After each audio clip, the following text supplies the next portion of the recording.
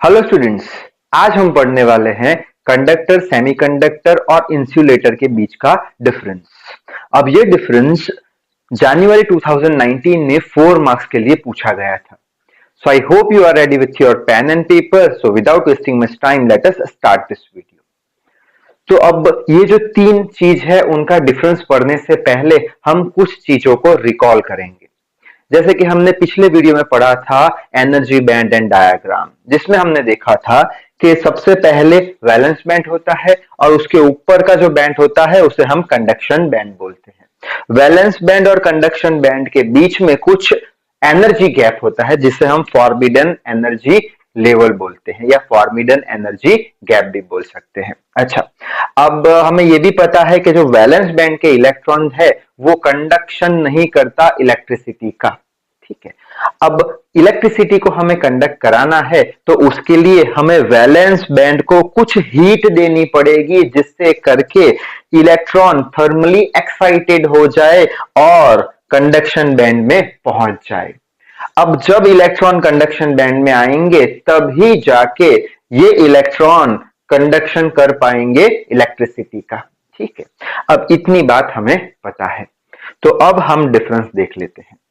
तो सबसे पहले कंडक्टर की बात करेंगे। तो कंडक्टर के केस में जो वैलेंस बैंड है और जो कंडक्शन बैंड है दोनों बैंड एक दूसरे को ओवरलैप होते हैं, यानी कि वैलेंस बैंड के अंदर जो इलेक्ट्रॉन है उसमें से कुछ इलेक्ट्रॉन पहले से ही कंडक्शन बैंड में प्रेजेंट है, यानी कि कंडक्टर इलेक्ट्रिसिटी को इजीली कंडक्ट कर सकता है।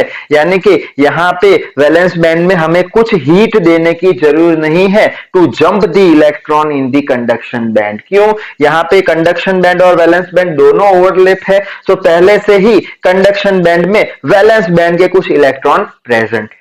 Readily, electron in the valence band jumps into the conduction band and conduct the electricity. अब ऐसा क्यों? क्योंकि रेडिली जंप कर सकते हैं क्योंकि एनर्जी गैप कितना है? एनर्जी गैप 0 के बराबर है। ठीक है। अच्छा, अब सेमीकंडक्टर की बात करें तो कंडक्शन और वैलेंस बैंड दोनों एक दूसरे से सेपरेट होते हैं थोड़े डिस्टेंस पे। ठीक है, अब हमें अगर सेमीकंडक्टर से इलेक्ट्रिसिटी कंडक्ट करवानी है तो हमें क्या करना पड़ेगा? वैलेंस बैंड के इलेक्ट्रॉन को कुछ एनर्जी देनी पड़ेगी जिससे करके ये इलेक्ट्रॉन यहां पहुंच जाएगा। अब क्वेश्चन आएगा कि कितनी एनर्जी देनी पड़ेगी सेमीकंडक्टर के केस में। तो यहां पे लिख के रखा है 3 इलेक्ट्रॉन वोल्ट से भी कम एनर्जी अगर आप दोगे तो वैलेंस बैंड के इलेक्ट्रॉन कंडक्शन बैंड में पहुंच जाएंगे और इलेक्ट्रिसिटी को कंडक्ट कर सकेंगे। अगर हम जर्मेनियम क्रिस्टल की बात करें तो उसे 0.74 इलेक्ट्रॉन वोल्ट जितनी एनर्जी जरूर पड़ेगी इलेक्ट्रिसिटी को कंडक्ट करने के लिए, और सिलिकॉन क्रिस्टल की बात करें तो 1.1 इलेक्ट्रॉन वोल्ट जितनी एनर्जी अगर हम देंगे वैलेंस इलेक्ट्रॉन को तो वो आसानी से कंडक्शन बैंड में चला जाएगा और इलेक्ट्रिसिटी को कंडक्ट करेगा। अब क्वेश्चन आएगा कि सर इतना एनर्जी हमें देना है तो कुछ टेम्परेचर इंक्रीज करना पड़ेगा, तो कितना टेम्परेचर इंक्रीज करना पड़ेगा जिससे करके जो वैलेंस इलेक्ट्रॉन है कंडक्शन बैंड में चले जाए और इलेक्ट्रिसिटी को कंडक्ट करे? तो उसका आंसर ये है कि रूम टेम्परेचर पे पूरी बात बन जाएगी। तो यहां पे लिखा है when temperature is increase then electron jumps from valence band to conduction band. कौन सा टेम्परेचर? Room temperature. यानी कि जब टेम्परेचर सेमीकंडक्टर का 0 केल्विन होगा तब semiconductor will behave like a insulator. Room temperature पे इलेक्ट्रॉन चले जाएंगे लेकिन 0 केल्विन पे इलेक्ट्रॉन जंप नहीं कर पाएंगे क्योंकि इतनी एनर्जी की जरूरत पड़ेगी लेस देन 3 इलेक्ट्रॉन वोल्ट जितनी। ठीक है, अब इंसुलेटर की बात करें तो कंडक्शन बैंड और वैलेंस बैंड के बीच का जो सेपरेशन है थोड़ा लार्ज होता है एज कंपेयर टू सेमीकंडक्टर। ठीक है, अब अगर हमें वैलेंस इलेक्ट्रॉन को जंप कराना है कंडक्शन बैंड के अंदर तो कुछ एनर्जी की जरूरत पड़ेगी। वो कितनी होगी? वो इतनी एनर्जी होगी। यहां पे ये एनर्जी कितनी थी? Less than 3 electron volt. यहां पे इतनी एनर्जी कितनी? 3 इलेक्ट्रॉन वोल्ट से भी ज्यादा एनर्जी अगर आप दोगे वैलेंस इलेक्ट्रॉन को तभी जाके वैलेंस इलेक्ट्रॉन कंडक्शन बैंड में जाएंगे और इलेक्ट्रिसिटी को कंडक्ट करेंगे। जैसे कि इंसुलेटर हमारा कौन सा है? डायमंड है। अगर डायमंड की बात करें तो उसके लिए कितनी एनर्जी चाहिएगी हमें? 6 इलेक्ट्रॉन वोल्ट जितनी एनर्जी अगर दोगे वैलेंस इलेक्ट्रॉन को, तभी वैलेंस इलेक्ट्रॉन कंडक्शन बैंड में जाएंगे और इलेक्ट्रिसिटी को कंडक्ट करेंगे। ठीक है, अब कितना टेम्परेचर लगेगा सर इतनी इलेक्ट्रॉन वोल्ट एनर्जी देने के लिए? तो मैं बोलूंगा बहुत ही ज्यादा टेम्परेचर की जरूरत पड़ेगी। तो यहां पे लिखा है very high temperature is required, then only electron can jump to conduction band and can conduct the electricity.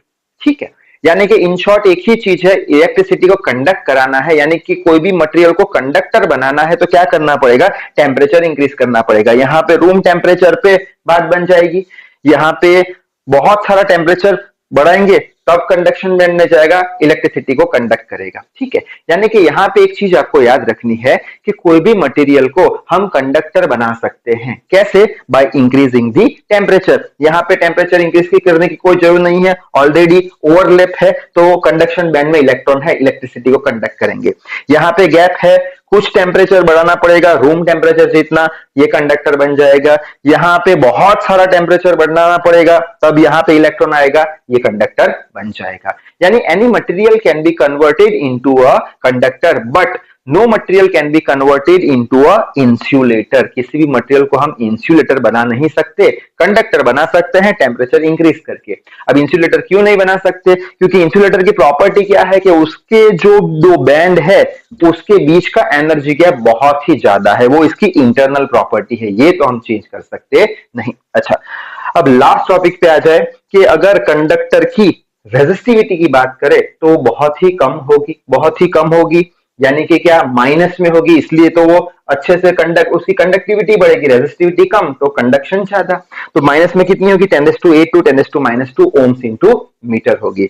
उसी तरीके से अगर इंसुलेटर की बात करें तो उसकी रेजिस्टिविटी बहुत ही ज्यादा होगी, वो इलेक्ट्रॉन को फ्लो नहीं होने देगा, तो उसकी रेजिस्टिविटी प्लस में होगी। तो यहाँ पे लिखा है 10⁻11 टू 10⁻19 ओम इंटू मीटर। और ये सेमीकंडक्टर है, इसकी जो रेजिस्टिविटी है ये दोनों के बीच में होगी, यानी प्लस में भी होगी माइनस में भी होगी, 10⁻5 से लेके 10⁻6 तक। ठीक है, अब अगर इसकी कंडक्टिविटी की बात करें तो कंडक्टिविटी बहुत ज्यादा होगी, इजीली इलेक्ट्रॉन को फ्लो करा देगा, तो प्लस में होगी कंडक्टिविटी, 10⁻2 से लेके 10⁻8 सीमेंस पर मीटर में होगी। इंसुलेटर की कंडक्टिविटी बहुत ही कम होगी क्योंकि वो इलेक्ट्रॉन को रेजिस्ट करेगा, इसलिए उसकी कंडक्टिविटी माइनस में होगी, तो कंडक्टिविटी 10⁻⁻19 से लेके -11 सीमेंस पर मीटर। और ये सेमीकंडक्टर की जो कंडक्टिविटी है दोनों के बीच में होगी, यानी प्लस में भी होगी माइनस में भी होगी, तो 10⁻6 से लेके 10⁻+5 सीमेंस इंटू मीटर इनवर्स। तो इस तरीके का डिफरेंस आप लिख सकते हो एग्जाम में। तो इस वीडियो में बस इतना ही। So till then read hard, work hard, thank you very much.